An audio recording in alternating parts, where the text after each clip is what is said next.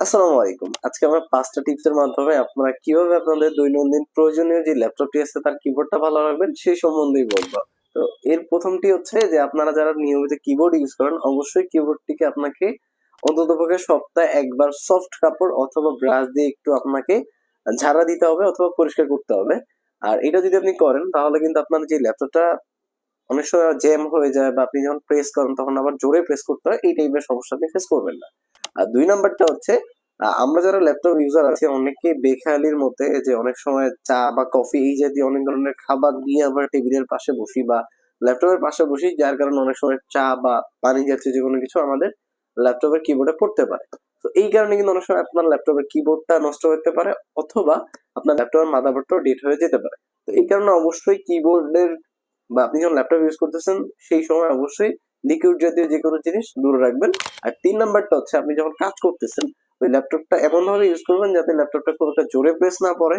আর অনেক সময় আমরা যারা ফার্স্ট ইউজার আছি বা আসলে এই জিনিসটা হয়ে যাচ্ছে যারা নতুন ইউজার আছেন অনেকেই আসলে এক্সাইটেডমেন্টে খুব জোরে জোরে প্রেস করেন। এতে কিন্তু আপনার যে কিবোর্ডটা আছে তার নিচে যে মেকানিজম গুলো আছে সেটা খুব দ্রুতই দুর্বল হয়ে পড়ে।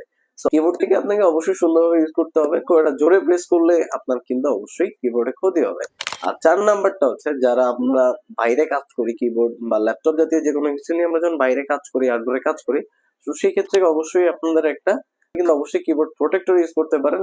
এতে কিন্তু আপনার কিবোর্ডের যেই আ মেকানিজম গুলো আছে এটা কিন্তু ধুলাকণা অথবা যেকোনো কিছু থেকে রক্ষা পাবে। সো আপনারা কিন্তু কিবোর্ড প্রোটেক্টর বাজারে হয়তোবা ৳১ থেকে ৳১৫ র মধ্যে খুব ভালো মানের একটা কিবোর্ড প্রোটেক্টর পাচ্ছেন। আর ৫ নাম্বারটা সবচেয়ে বেশি কেয়ারফুল।